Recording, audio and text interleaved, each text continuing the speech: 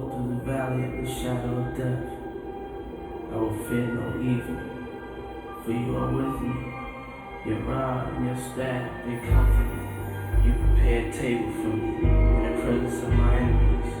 You anoint my head with oil, my cup overflows.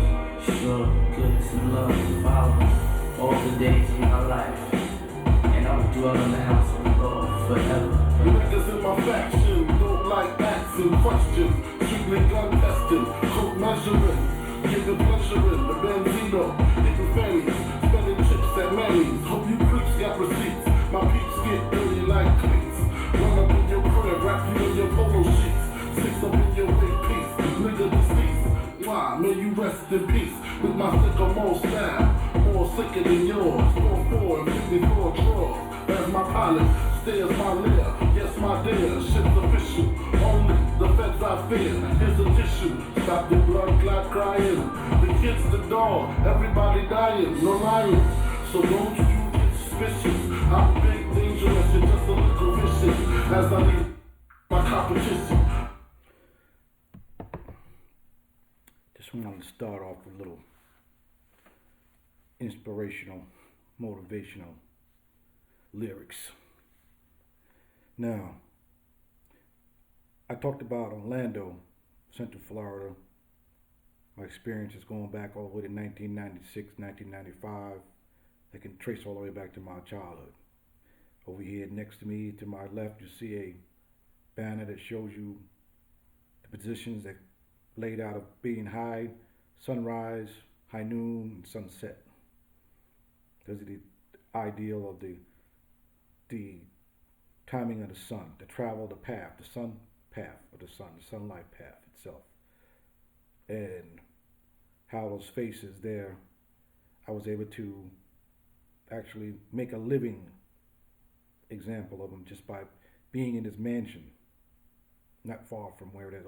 We're actually a place off of a sand lake itself, not Sand Lake Road, but actual sand lake itself. Now, then I talked about how when I did my going to time and didn't feel like it was time, and then coming back to Orlando after spending time in this place, Coleman, and then seeing Orlando from a whole nother perspective, meaning it never stopped. From the houses like Orion, from the house downtown, Anderson Street, all the way to Elderberry. The houses all together. So this situation here just never stopped. So even going to the house downtown, showing the layout and what happened after the fact, going to court when I come home in 2009, being arrested for something that was dropped in 1998. So with that being said, after the fact, going to a place called Westbrook, 2012, in a place called the Estates, Grand Central Parkway, which I later connected back to New York City. Grand Central Parkway is what we took from Long Island to New York City. Connecting that back to the obelisk on Fifth Avenue, which is also connected to the Revenge of the Mummy in Universal Studios. That comes after what I said to them was the match came from the billboard sign I put up in 1996 over Checkers. And in Checkers itself, 39th Street, 441, connecting the layout itself to the SunTrust Center, downtown, 441 feet. Did I say it goes back to the beginning? Okay, when you say Orlando, you think of magic, the superficial stuff, the superficial magic, the ones you kind of like to laugh at and be amazed when somebody does something, but it's a trick. But what happens when that magic is not a trick anymore? What happens is that magic is actually a city that was created out of that. It's not so funny anymore when somebody can claim that type of magic. when I can show you that the downtown tallest building, 441 feet, Checkers, where the sign was up, showing that Checkers itself is a piece that's talking about crowns. That's what you use when you play the game across the board, from one end to the other to get crowned. You can double crowned, fly around the board. So we're not the same thing, showing you that's a crown. So with that being said, going back to the fact that the house built by the first black postal carrier in Orlando, I'm dealing with with Orlando history from the beginning. Even the fact of coming here for the first time myself and seeing it when I was 10 years old, living in New York and buying the house 19 years later, back in Orlando. So it's not like it's something that I can say myself that it was just a far-fetched coincidence. Meeting a woman named Rosetta Enoch, giving me an astronaut flight suit, and then coming up with the Osiris Rex, knowing that this was no coincidence. Able to put it all together. Showing you that inside of an attraction is another attraction inside of another attraction.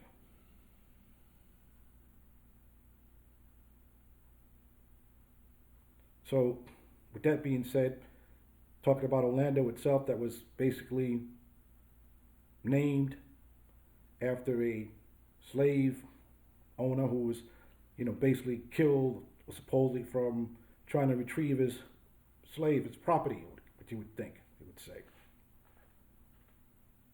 So now here we have the idea that naming came about as a result of the Dred Scott case on March 6, 1857, where the name here was changed in September 19th, I believe, 1857.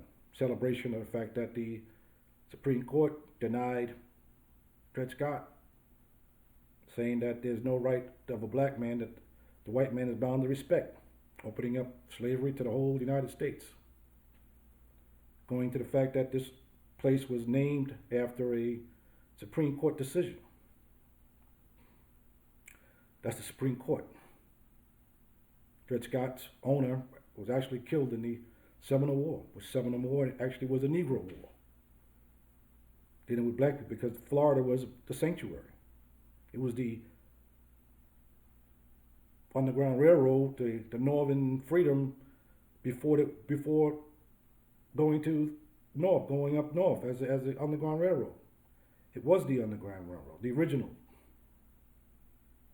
But that all got turned around because of basically the national defense type of purpose for Florida. That's why you brought a lot of ranchers here and gave land away so people can watch the land.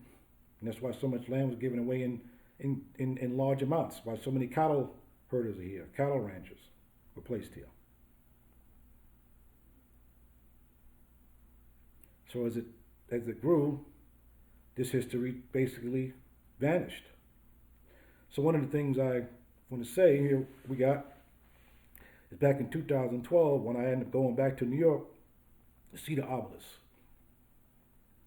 And when I went to Central Park and going to New York, going back over what I was doing and what happened back then and going back down memory lane, I had a conversation with my cousin and Diane, and she told me we would talk about a lot of things. I talked about the house and how I like to collect black memorabilia.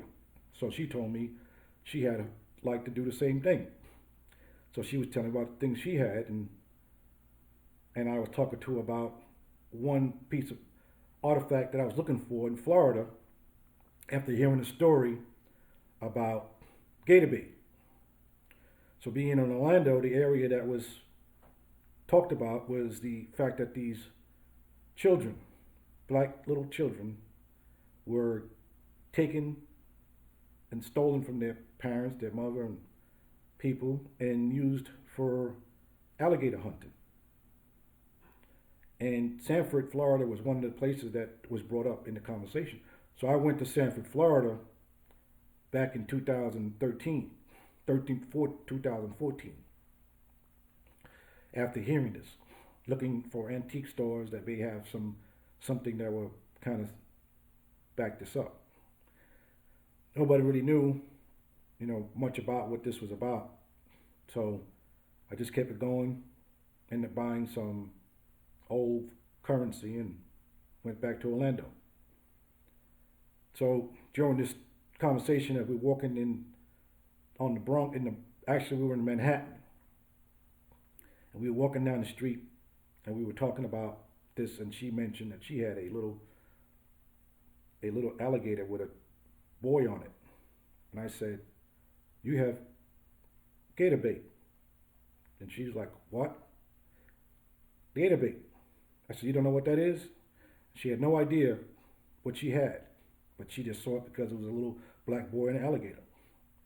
So when she did that, we talked, and I'm like, she goes, "Oh, I got it in my house." And I'm like, kidding me, because I was basically down in Florida, in Orlando, driving to Sanford, Florida, looking for this something that we can show, something of it, some memorabilia that somebody may have, whether a card, whatever, the pencil, the erasers, whatever. So she told me she had it, but I never got to see it during this trip in 2014. But it was one of those things that she had told me later on that she would give it to me for my birthday.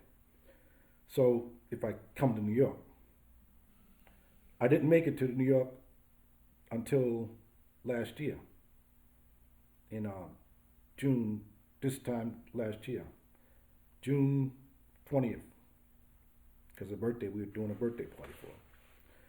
So when I got to New York, I didn't know that she was still going to give it to me, because this is like from 2016 when she told me this, that she would give it to me. And so when I got there, as soon as I walked in the house, she said, "You better get it, because I told you I was going to give it to you, so you better get it now." So I didn't waste any time. I got it, put it in my bag, and at that point, I knew I had something special in my hand.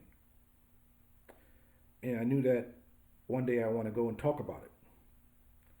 And the way that it came to me, here I am in Florida, end up go to New York to get something that had to do with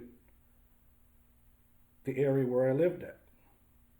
No coincidence, or you could say it's a coincidence. So when I got it, brought it home, I remember one day I was dating a woman in Sanford, and we were talking, and she started talking about it. That a grandmother told her about the babies that were being taken. And I told her that was gator bait. And she had just talked about it because she said that's something her family had talked about when she was young. It was her mother told her, or grandmother told her. So when I showed her this through a picture, she jumped because she said, "I saw the boy's eyes blink." Just a little doll, just a little figurine, how the eyes are going to blink. How would it just startle her like that? Just somebody who just looked at it. I didn't see the eyes blink, but she did. So I didn't dismiss it as anything kind of negative or anything like she was seeing things. I feel she saw what she saw. And as I was able to look at it myself and be in his presence all this time, I can feel the spirit of it, the story of it. So here, I show you, it's gator bait. So gator bait is the little boy. This is like a cast iron itself. It's weighty. It probably weighs about at least 3 pounds if I put it on a scale. At least. Maybe 2.5, 3 kilo size. Probably like this. I should know. It feels like that size, that weight, that. So here, something that was created as a gift or a type of souvenir. Almost the way that you've heard stories. You can't think of it as being something far-fetched because you've heard stories of hangings where they would take pieces of their bodies and they would use them as souvenirs. So what the heck is this? If this is not that caliber, then you have to really have to rethink your humanity if you don't think that this is what that is.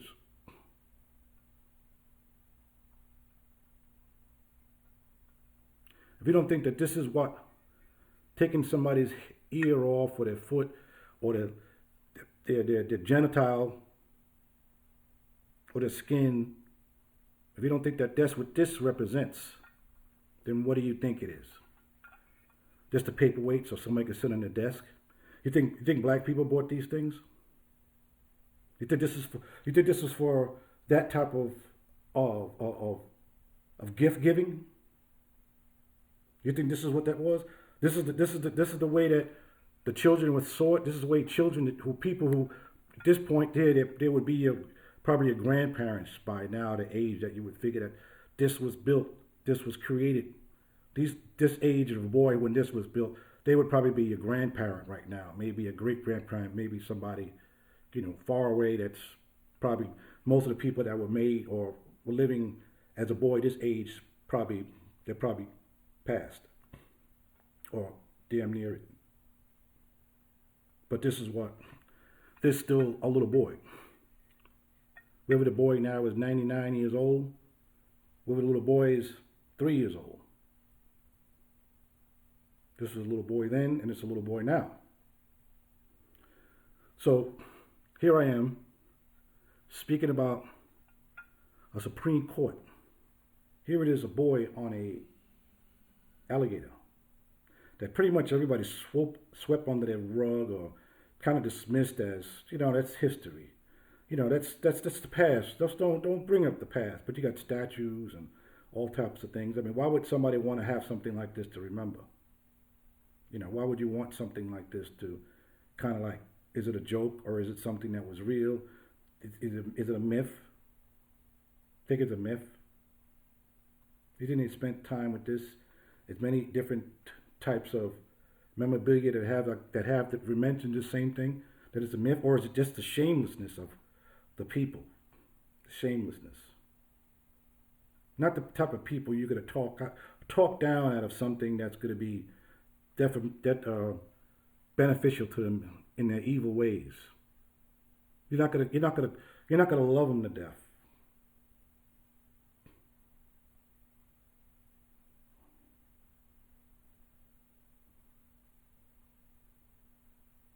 You're not gonna love anybody out of this who sees this like that. But no. People bend over way over backwards and they want to say, oh, can we all just get along? Who else do you see like that? You see a little Chinese boy like this? You see a little white boy like this? You see a Spanish boy or anybody else? You see anybody else riding this thing? You see anybody else? Find another one like this, and so we can be equal. So we can all be equal and say, oh, this is just equality. They all did that. Yeah, everybody gave kids to gators. Everybody's kid got, oh, they're Chinese kids. Oh, they like the Chinese kids. They like they like them. Not like, black kids or whatever. They didn't really like black kids. So, but where are the white ones like this? Where the little white boy ones? Where the little China ones? Where the little Spanish looking ones, huh?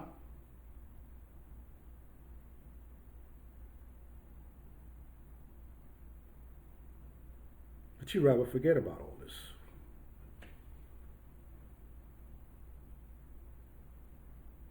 Here it is. I'm saying this.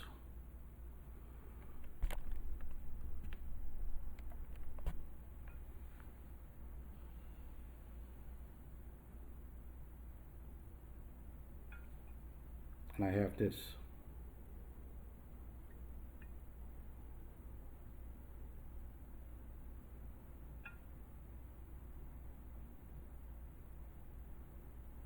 Don't you think it has something to say?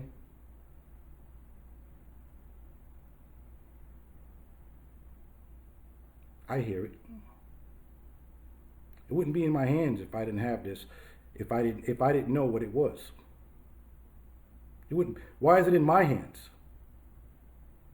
Why is everything I said about Orlando for the last 25 years about what this is? How did I get this? Who else got this? How many people got this? How many people can show this right here? How many people here? Oh, it's just a normal thing. This is just normal. This is whatever. I could buy one of those. Wait, we go to the store, go to the store and buy one. Go online and buy one of these. Go ahead, go online and find one just like this. Yeah, this 2 pound, this kilo weight. Go find one. Then tell me what it's going to tell you. Tell me what it said to you.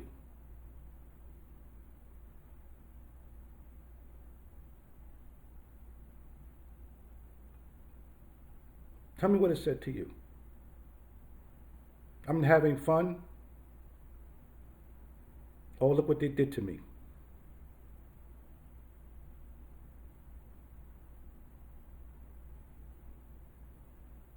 You forgot about me.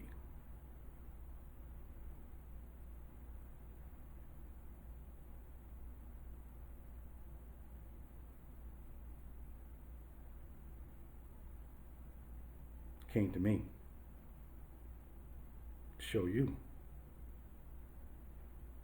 It wasn't forgotten.